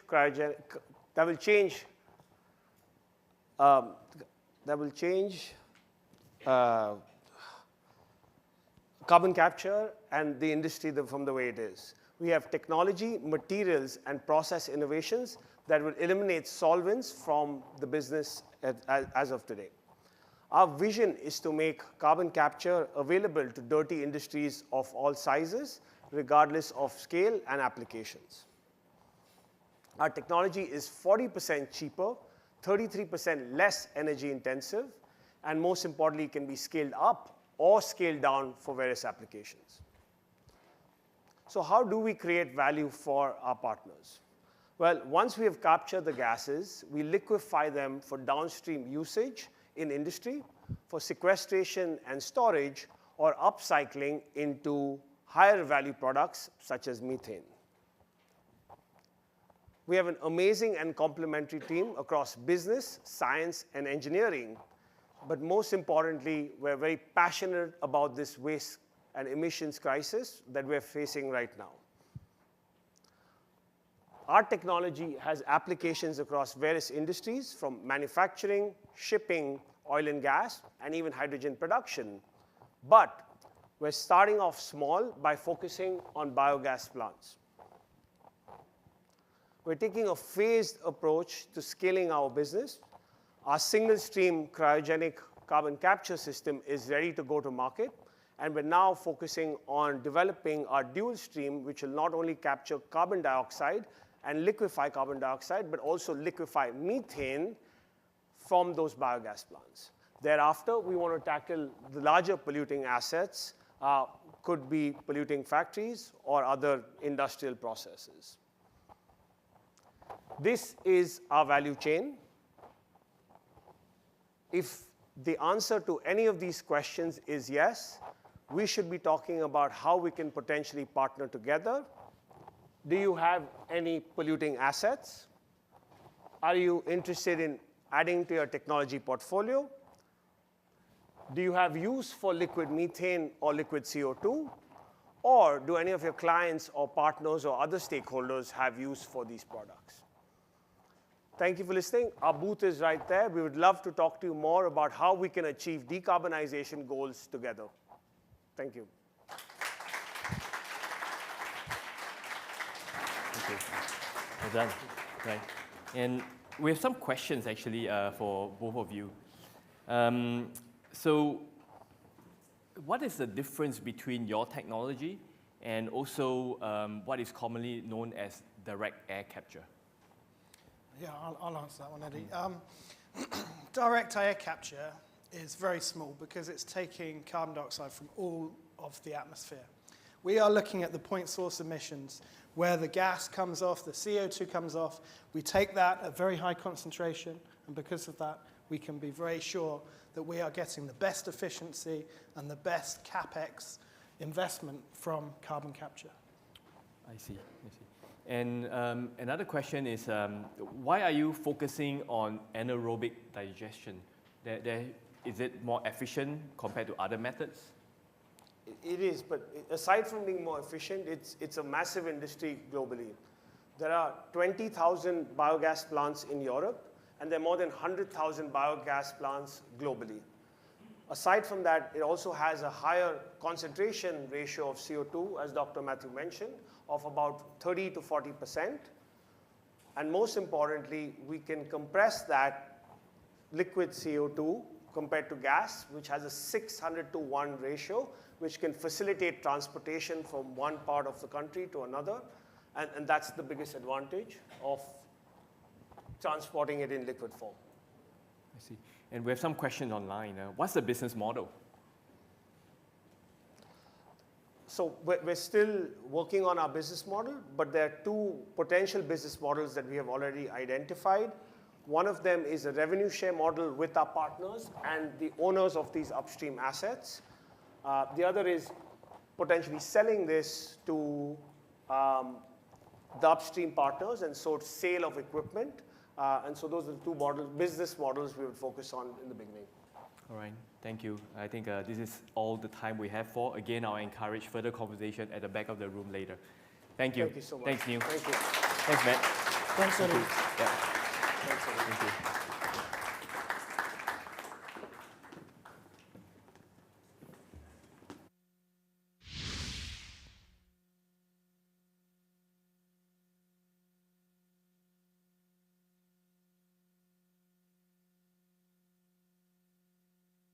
Hi everyone, I am Otoha Tsutsui and part of the environmental credit development team at Mitsubishi Corporation. Over the past 3 months, I've been mentoring Azola Biodesign, which is creating water purification and carbon capture system using Azola, which is an aquatic plant. The startup is developing engineered indoor farming systems that are 30 times more efficient than forestry. They have been working with Mitsubishi and NYK Line to identify gas sources and validating off-taking terms that would make this a viable project. Please welcome Victor Leshik, CEO of Azola Biodesign.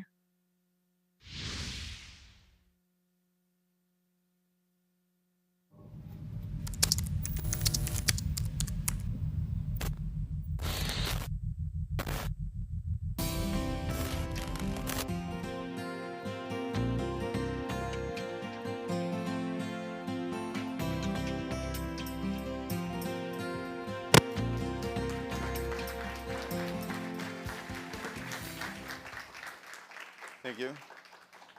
My name is Victor Leshik, and I'm the founder of Azola Biodesign. And we're working with a super plant, Azola, to create new forms of carbon capture. So in a world of high carbon dioxide, direct air capture of carbon dioxide is essential for stopping climate change. And we'll see that there's two main approaches, technology-based direct air capture and nature-based methods. And to compare them, you'll see that tech-based solutions so far have been expensive. They're difficult to scale. Natural carbon capture solutions are complex and vulnerable if fires or other insect damage can release carbon that's been captured. And that's why our team is focusing on Azola, a special plant that allows you to have the benefits of industrial and natural carbon capture. So what is Azola? Azola is a tiny aquatic plant. It's found around the world. It needs no soil to grow, and it grows in polluted wastewater. And it grows so well in polluted wastewater that it purifies water. It takes the nutrients and ingredients, building biomass that can yield biofuel, can be processed for carbon storage, and can be used to produce livestock and other agricultural assets. But the most important quality of Azola that makes it excellent for carbon capture is its extremely high growth rate. Azola doubles every 2 to 3 days. So in 1 acre of ground covered by Azola, you can capture 3 times the carbon dioxide of the same acre of forest. And that's great, but in the laboratory, Azola can grow 10 times more as long as it's given a high concentration of carbon dioxide. So the question we asked was, how can we optimize Azola growth at larger scale? And our answer is that we're working on a novel indoor growing solution. The indoor growing module supplies optimal levels of wastewater and nutrients, combines that with optimal lighting, adds optimal levels of carbon dioxide to create an Azola indoor growth system. This module can be stacked, built into arrays, and the model we're working is an indoor growth farm of an enclosed growing array. Our business model connects that farm to an upstream supply and a vast supply of city wastewater, which is essentially free water and free nutrients, a supply of captured flue or other industrial and ship gases, and it puts outputs of purified water and carbon capture. The city wastewater business opportunity itself is very large. $36 billion are spent every year in the US alone just to remove phosphorus. All of that phosphorus could be removed by Azola, built into new or existing systems. If we imagine an Azola farm connected to flows of municipal wastewater treatment, flue gas, or other industrial gas, there's several different options. There's multiple options to use that stored carbon. Pyrolysis unit on site could create biochar, which is eligible for carbon credits. Our main goal at this point is to go to market with biocrude output. It's our main revenue driver here. Azola is actually such a good feedstock, it's a little bit better than soybean.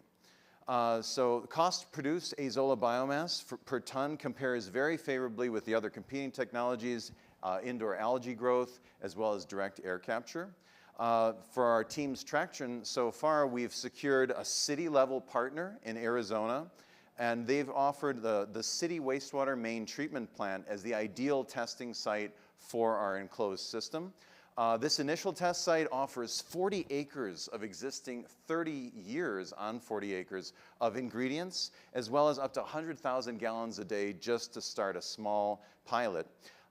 We've been working with 2 research universities also in Arizona on developing reactor prototype, so to create essentially an all Arizona first test scenario. Our team includes Azola researchers, carbon credit and carbon cycling researchers, logistics, supply chain, and waste analysts. Currently, we're seeking partners for engineering and co-development, but especially seeking support for those pilot projects in Arizona. So thank you so much. Thank you so much, and I'll take any questions now or later at our booth. Thanks, Victor. Right. We do have a question around the partnership. We know that the systems you can build is going to reach massive scale, but what kind of specific partnership are you looking for? We're looking to identify as many opportunities of different sites as possible, especially since we have different outcomes that Azola biomass could be used for. We're looking to learn more details about how clients and partners would like to create dried biomass, pursue liquefaction for biodiesel, and see what specific needs we could be developing our tools and our pilots towards. Right. One more quick question from online. How does your tech compare on footprint, right? Ability to capture as compared to direct air capture? I'd say that ours is extremely efficient. It's, the whole point of our design is to build a compact array that has a very small footprint. The modularity that we're working on right now, and especially, is to validate that at scale and stacking size. So I guess I would say that capture density is like the key design feature we're working around. Right, another quick one. What level of pollution of water can you accept in your capturing system? Initially, we're setting the bar in a very easy sample where we can capture phosphorus at many levels, ambient levels. Our pilot city happens to have perfect levels for azolla growth, and that's an initial step, but azolla can handle many other nutrients, heavy metals, and other components as well. So beyond a pilot, we're looking to penetrate higher upstream to capture many more. Unfortunately, that's all the time we have for. Thank you, Victor. Thanks so much. All right. So in the next category, we call it emission avoidance. As much as it's important to capture CO2, it's also very important to reduce the emission at source. The next two startups is showing us how you can create a net future zero exactly by doing that.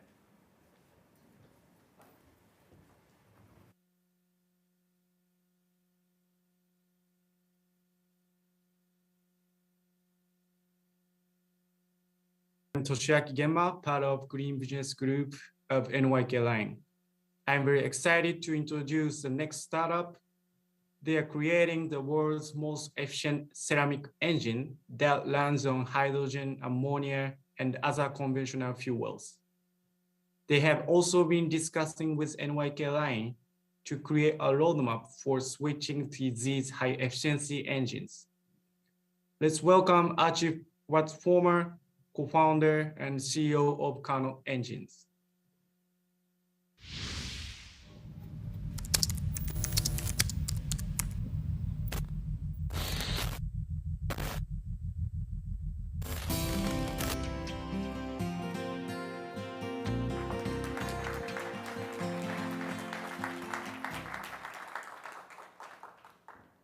Good evening. My name's Archie Woods-Farmer, and I'm the CEO and co-founder of Carnot. I'd like to start, if I may, with why we're here. We want to create partnerships that will build and distribute the world's most efficient, zero-emission, fuel-agnostic engines. In 1824, Monsieur Carnot worked out that the maximum efficiency an engine can achieve is about 85%. Fast forward 200 years, and the average efficiency engines are achieving is about 35%. Today, I'd like to introduce you to our technology, which brings this up to a game-changing 70%. Modern engines are inefficient because they waste, on average, about 30% of their fuel energy to cooling systems, which prevent the metal components from melting. We are developing engines with ceramics integrated to eliminate the need for cooling systems and drive efficiencies up to 70%. Previous ceramic engine programs used the ceramics as insulator in order to improve efficiency, and they retain the cooling systems. Unlike them, we are using air as our insulator, and we've eliminated the cooling systems. This enables us to achieve excellent durability of the ceramics and a step change in efficiency. 70% efficiency for our target applications will reduce fuel costs by 35%. If we take a real-world example of a bulk carrier, that would save $28 million over the lifetime of that vessel. Our technology is also future-proofed, being able to operate on both existing fuels and future zero-emission fuels such as hydrogen and ammonia, and it's also compatible with existing systems and can be manufactured at scale already. So you may be wondering, why not fuel cells or batteries? If we again take the example of a bulk carrier with a range of 60 days, installing a Carnot propulsion system would cost $5 million and it would weigh about 35 tons. If we try and do that with a fuel cell, you would reduce your cargo capacity because the fuel cell is 3 times bigger, but it would cost $100 million. If we now try and do that with a battery, That will set you back $19 billion, and you won't have any room for cargo because the battery weighs 240,000 tons. It's not just us that believes in our technology. We are collaborating with the world's largest research institute on ceramics, a cargo vessel operator, and a large Australian mining company, as well as the 3 largest ceramic producers globally. Let me take you through our route to market. We've already run our lab demonstrator. Next year, we will have the most efficient engine ever run, and then we will certify it over the following 3 years. By 2027, we will have sales.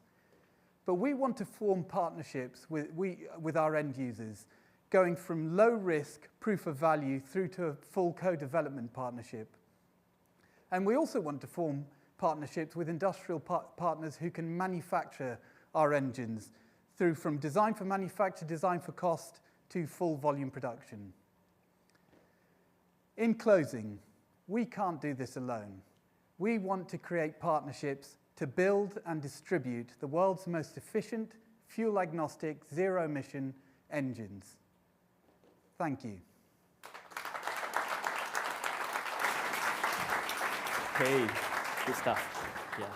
So while we wait for some of the online questions to flow in, as we know, live stream lags the actual live program by 10-30 seconds. I have a question for you. So the shipping industry is considering ammonia as the fuel of the future. So what do you think is the role for Kano in this transition to ammonia? So we actually already have a demonstrator project underway to operate an auxiliary engine using ammonia on a vessel. So we see that as a key part of our future for the very heavy duty and long range applications. We think ammonia is going to be the solution. Right. And who do you think is your first customer? Maybe expanding this online question, who are your target customer segments? So our target sectors are off-grid power generation, so generators, shipping, and heavy-duty vehicles. And actually, we see our beachhead market being in static power generation. It has lower barriers to entry. So we see that as being our initial application. And just to give an idea, those markets combined are worth $70 billion annually. Right. And we have one question here from the online audience, that ceramic engine has been around for some time. What makes your team unique to be tackling this challenge? So we've been very fortunate. I have 2 co-founders, and we've also been able to recruit, to build a team of 11, mainly ex-Formula One engineers. So we have the ex-chief design engineer from Williams Formula One, ex-McLaren Formula One engineers.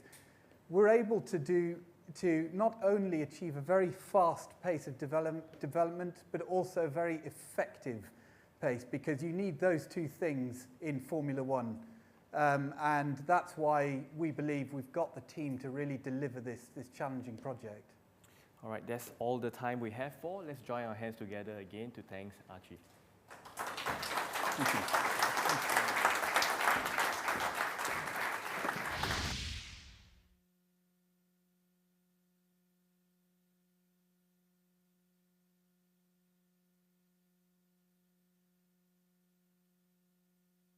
Hi. The oil and gas industry is one of the largest business sectors in the world, generating an estimated $5 trillion in revenue yearly. However, did you know that $90 billion of that is lost by leaks in pipeline that transports the oil and gas? And pipeline leaks don't just account for lost revenue. The largest source of greenhouse gas methane emissions are pipeline leaks. So there's a necessity to stop such leaks. Today, I'm very excited to introduce this next startup, which is providing pipeline monitoring using sensors to measure and monitor pipeline conditions in real time. Genuine AI technology predicts and prevents pipeline leakages even before they happen. I'm pleased to introduce Mead Lewis, founder and CEO of Microtech.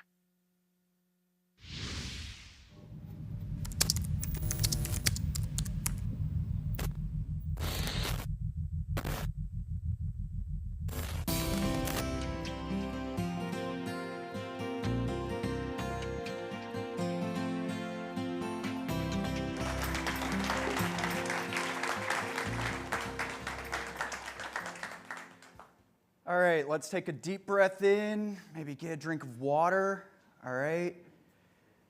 Problem with that. Every day, 600 oil and gas pipeline leaks threaten that air that we just breathed and that water we just drank. So taking to the statistics, how bad is this problem? Well, every single year, this is a $90 billion revenue problem for these oil and gas pipeline companies. And that's just revenue. That doesn't account for the PR damage, litigation, cleanup fees, and fines that are associated with these disasters. All in total, this is a $300 billion problem for this industry. And environmentally, this is catastrophic. The largest source of greenhouse gas methane emissions comes from this industry. And remember, these methane leaks are between 23 and 80 times more potent than CO2 alone. And I jokingly say, you know, we talk about CO2 equivalents a lot in environmental regulation. This complaining about the CO2 is like complaining about the squirrel in your attic when you have an elephant rampaging in your living room. And this oil can contaminate our water systems for between 30 to 1,000 years. That would make BP's Deepwater Horizon event my nation's Chernobyl. So what can we do about it? Well, what we've created is an all-in-one device that measures the most important variables to pipeline longevity. We transmit this data wirelessly to our cloud, where we then run artificial intelligence to predict these leaks before they ever even occur. But the real beauty behind our device today is how our hardware is installed. It is installed 100% external to the pipeline, and you place these devices every 1 to 5 miles along the pipeline infrastructure, either above or below ground. This means that you can install our technology in a fraction of the time. Once this device is installed, you get access to live data through a dashboard where you can get text message and email alerts to live threats, but not only that, see our artificial intelligence at work predicting these leaks with a 96% accuracy. And comparing us to our competition, dare I use American slang, they suck.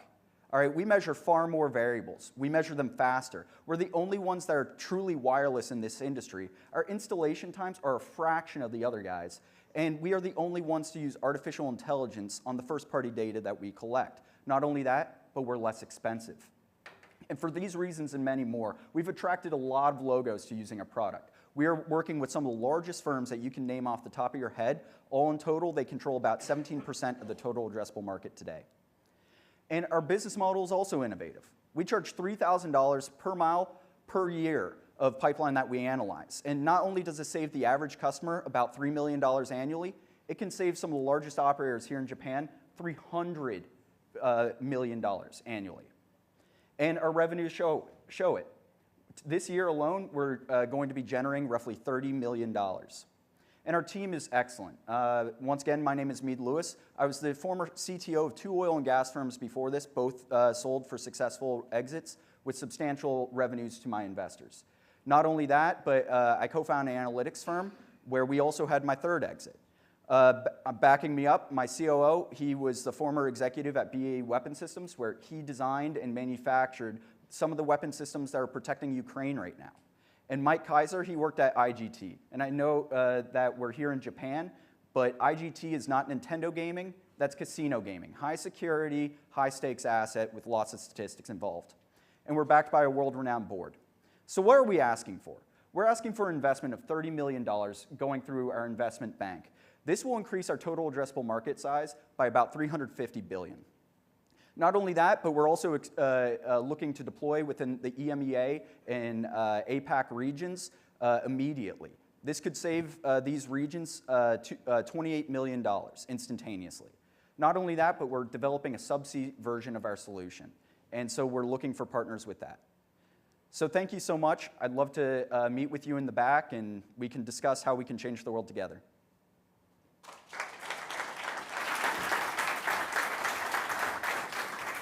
Well done. Yep. So we have an online question here about data. So it's understood that you are collecting far more data than the status quo. So what do you do with the data? How do you create opportunities?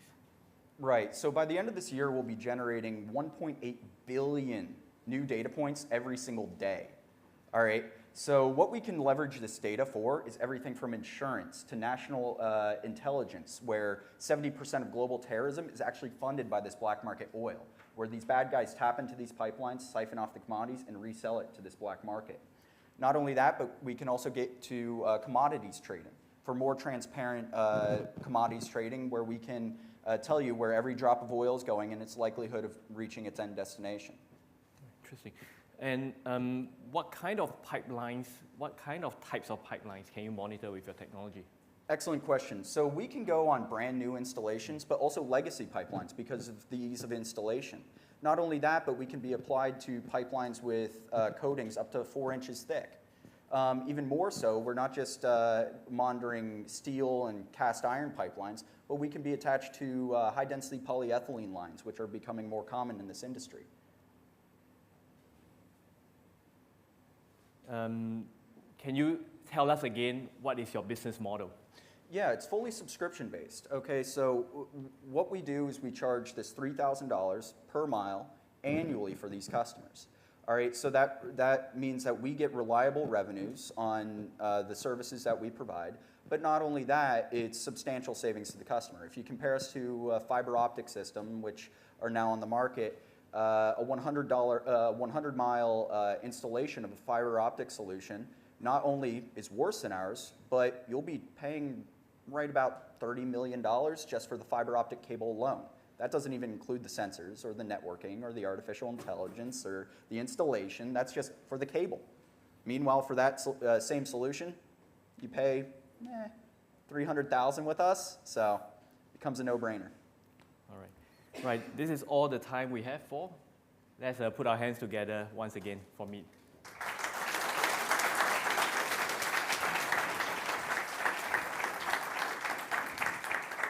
How quickly we have arrived at our last category. The last category, we call it remote sensing. That's because the acquisition of data requires sensors, and sometimes these sensors are in hard-to-reach places where you require stable and power sources for extended period of time. So the next two startups aims to achieve net zero by powering remote sensors that would have otherwise been impossible.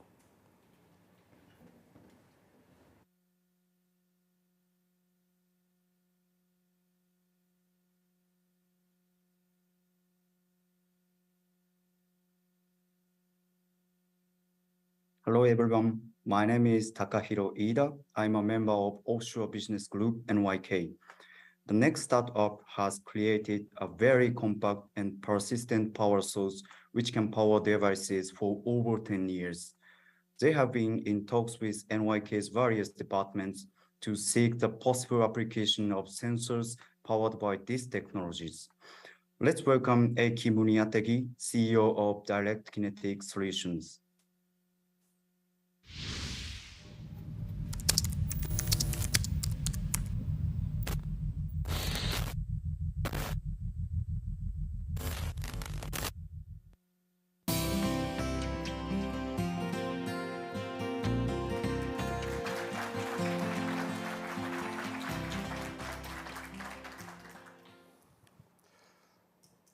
Hello, everyone. Thanks again for having me. My name is Eiki, and I'm the CEO of Direct Kinetic Solutions. I want to thank you for being here and listening to my pitch and a little bit about our technology. I would like to start with what is the problem that DKS is trying to solve. Well, we think that this is a problem that's ever present, and it's just going to become more and more relevant. And that is that your portable devices will run out of power. As consumers, we feel it every day when we have to charge our phone or our smartwatch so that it performs the functions that we actually paid for it to do. It's a small nuance because we have access to the grid and we can just find somewhere to plug it in. Now, I want you to think of all of the sensors that do not have that luxury. A pacemaker, once the device is installed, in order to change the battery, you basically need the patient to go through the same operation to install it. If you are monitoring containers across the ocean, endangered species, oil pipeline, if you want to do subsea readings, with the current technologies, you just cannot afford to do it. And that's the problem that we're solving. And we do so by marrying the persistence and consistency of a power plant with the reliability and convenience of a battery. What does that look like? As you can see over my head right now, there is a picture of the product. And in fact, I have one with me right now.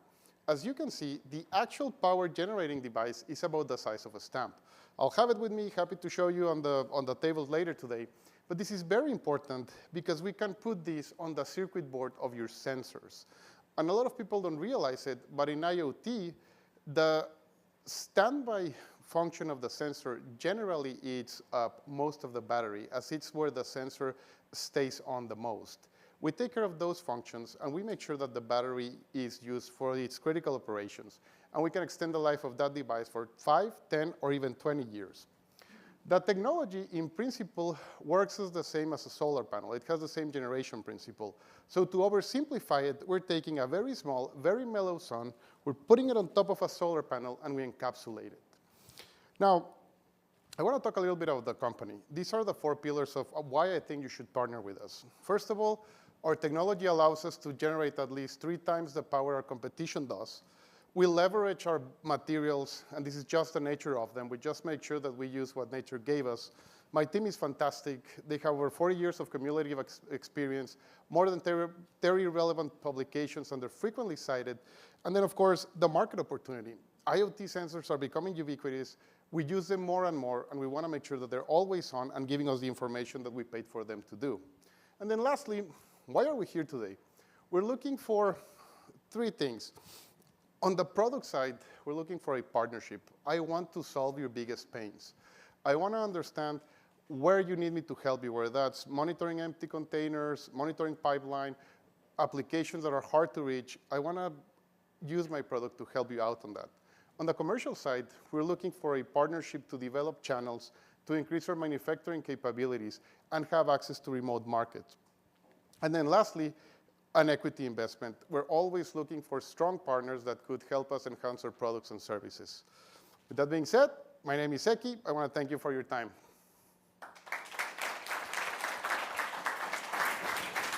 Nicely done. Yeah. Thank you, Eddie. So we got a question from the online audience.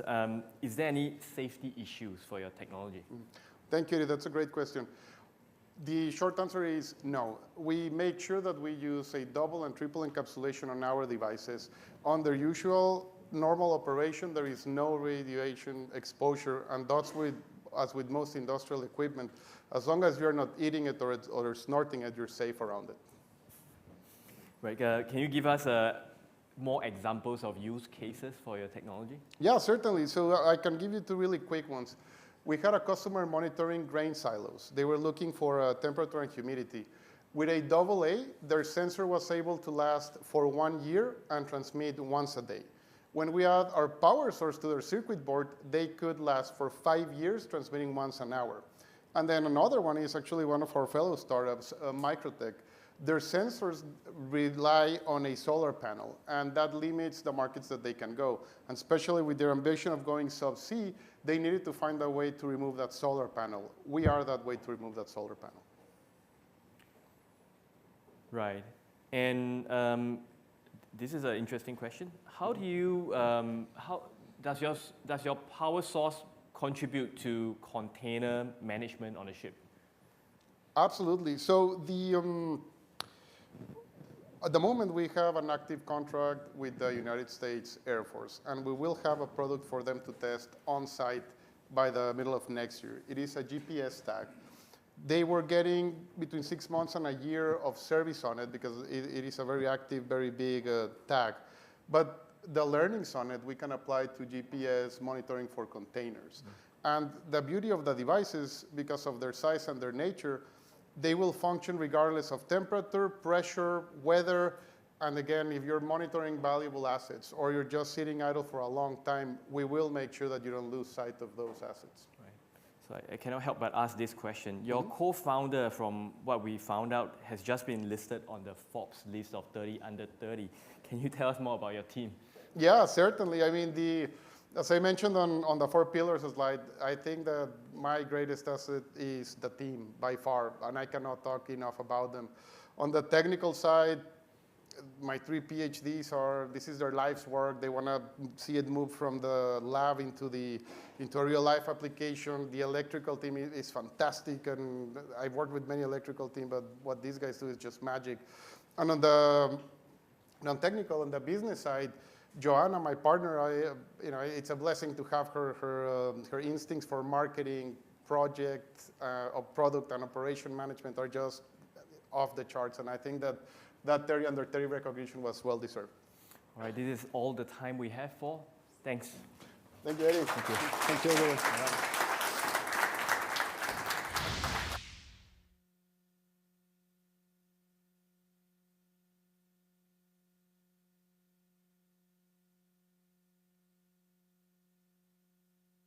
Hello everyone, I'm Keita Niono from Symphony Creative Solutions in Singapore. And I'm pleased to introduce next startup, and here's what they have achieved. They have created biofuel cell by putting enzymes on paper. And it is biodegradable and eco-friendly, and it enables a sustainable data-driven economy.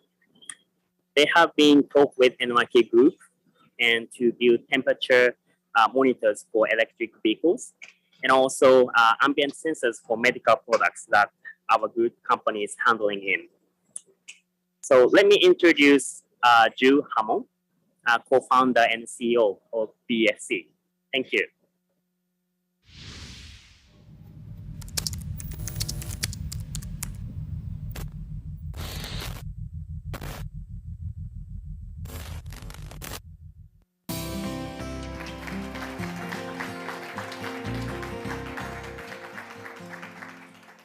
Hi everyone, my name is Jules Hammond, CEO and co-founder at startup BFC. In one sentence, BFC make electricity with paper and enzymes. We provide an eco-friendly energy solution for microelectronics. Today we live in a smart and digital world, but the portable devices we use are typically powered by coin or button cell batteries, which are small, complicated, and expensive to first collect, process, and recycle. As a consequence, last year, approximately 15 billion primary batteries, or 97% of miniature batteries, ended up either in landfill or were incinerated, polluting our planet. But today, I'm happy to provide a sustainable alternative. BFC produce a paper biofuel cell that's thin, lightweight, and flexible. And unlike batteries, which use reactive metals to store energy, BFC uses enzymes, biological catalysts, to convert biofuels into electricity. The biofuels that we use are glucose and oxygen, abundant and sustainable, but maybe most importantly is our technology is organic. The materials we use are biodegradable. There's no metal, no plastic, drastically improving the end-of-life disposal of electronics. And we've created a perfect marriage with flexible electronics, with a sensor tag that combines temperature, humidity, pressure, light, and shock sensing, and then a wireless module that can provide either NFC, Bluetooth, Sigfox, or LoRaWAN data communication. In summary, BFC provide data opportunities without the downsides of a battery. So what can we use this for? Well, the first application we looked at was an electric vehicle battery monitor to detect a fire that could potentially lead to $1 billion of loss if there's a shipwreck. Our solution would be a safe digital sensing platform that when the temperature is too high, sends a visual and audio alarm to alert someone to check on the battery. Another use case could be air freight monitoring. It's vital that cargo and pallets are monitored through the supply chain, particularly for things like temperature-sensitive goods, such as pharmaceutical products. Our solution would be a real-time temperature data logging tag that could be easily disposed of. Our battery, remember, is biodegradable, so we could measure the temperature and the humidity of the pharmaceuticals without the complications of having a lithium battery on the air freight.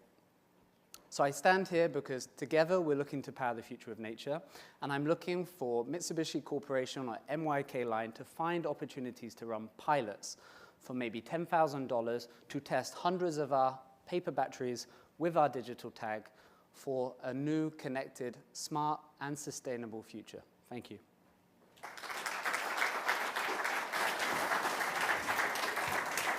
Well done.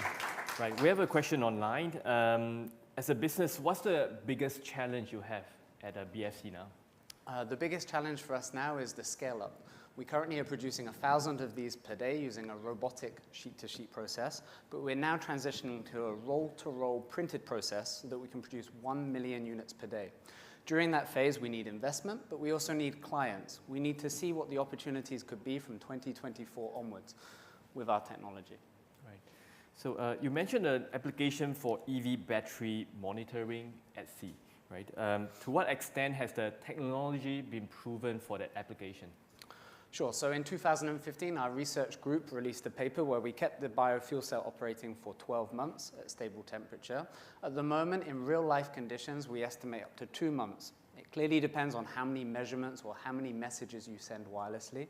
But we're confident that there are a wide range of use cases where you need to monitor products or assets for days, weeks, or a few months. Right. What is your long-term vision for the company?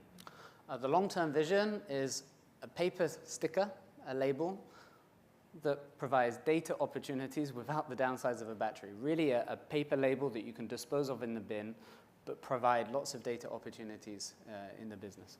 Paper sounds really inexpensive. So how inexpensive is it? Our target is to sell this for 8 cents. It's a few cents to produce. We use carbon, paper, and enzymes. And the enzymes today are coming from the food and beverage markets where they produce, in Japan, 10-ton reactors every 2 weeks. So. Right. What about a question around stability of the power source? That's a really good question. So the enzymes, they're natural, and that's our benefit, really, because that's what makes them biodegradable. What that means is that enzymes can operate between -20 and around 75 degrees Celsius. So it does have a limited use case. They can withstand lower temperatures or higher temperatures for short amounts of time, but it is one drawback of our technology.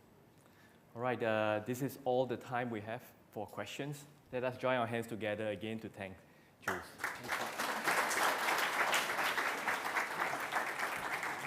All right, we have heard from 8 startups in climate tech. It's been a pleasure for me introducing these startups and working with this cohort. I would like now to introduce Naotaka Ijizawa-san, the GM of Innovation and Promotion Group from NYK Line, to give us some closing remarks. Ijizawa-san.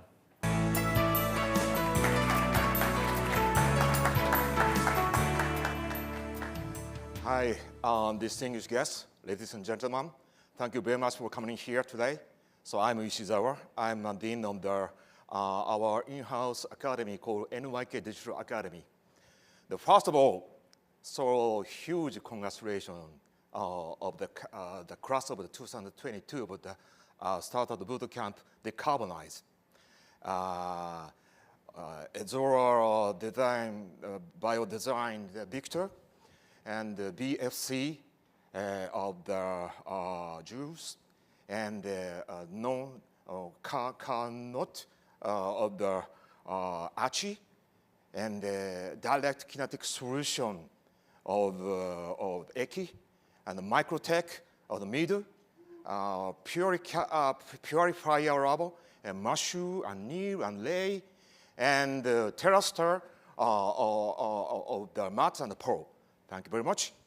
So, over the course of 13 weeks till today, I believed we have developed a fantastic partnership among the startups and mentors from Mitsubishi Corporation and NYK Line. And now, you and I learned and equipped with their business expertise, such as a business model canvas, OKR and mission vision, and go-to-market strategy, marketing and PR, finance and legal, and so on. Through your product and the solution with such business skill set you earn in the class, I believe we can create a better business. So we have an opportunity to further collaborate in the future. I am quite touched by your presentation today. Someone told me that it was not always an easy process. However, according to our old Japanese saying, rain set to the soil. Yep. So lastly, I would like to say thank you very much for the leadership team of Mitsubishi Corporation and Wada-san and the NYK Group team who gave the very, very kind support to this program, and mentors who spared not a small amount of time for startups, and the entrepreneur in residence, and the entrepreneur in residence who gave a very, very practical guidance. And last, not least, SBC Startup Bootcamp team, particularly Eddie-san and Trevor-san, thank you very much, who walked through from end to end and gave solid foundation towards the goal line. So today is not the end of our journey. I hope that we consolidate our relationships and change our business the better together. Again, congratulations to all. Thank you very much. Thank you very much. Thank you, Eddie-san. Thank you. Thank you so much. Thank you very much. Thank you, Ichizawa-san. Yeah, thank you. Right. So this marks the end of our program. For the live stream audience who have been patiently watching the pitches and also engaging with the speakers through the online Q&A, thank you for your questions. Right. We wish to see you again next year during Decarbonize 2023. Thank you.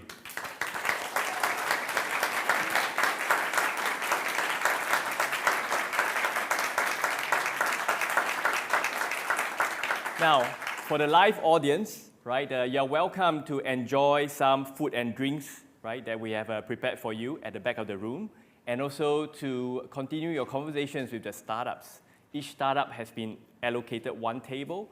Please feel free to engage with them and have a conversation with them. Thank you.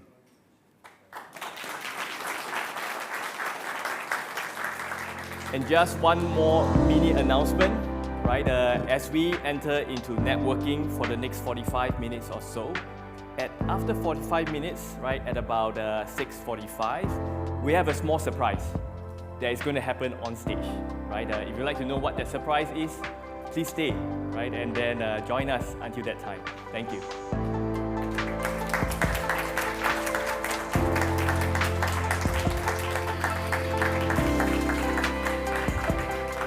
All right, please feel free to mingle.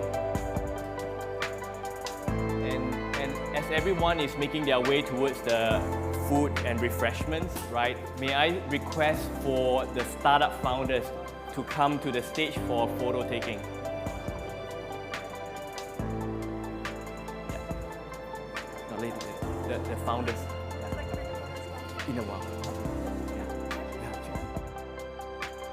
Yeah. The startup founders, please.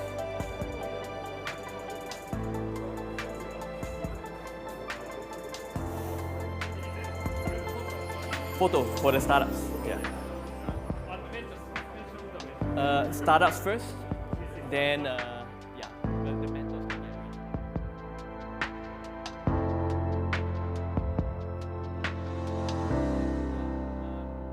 Can I have your attention, please? Can the mentors also stay? Because right after the startup taking a photo, we'll love to take a photo with you as well. Mentors.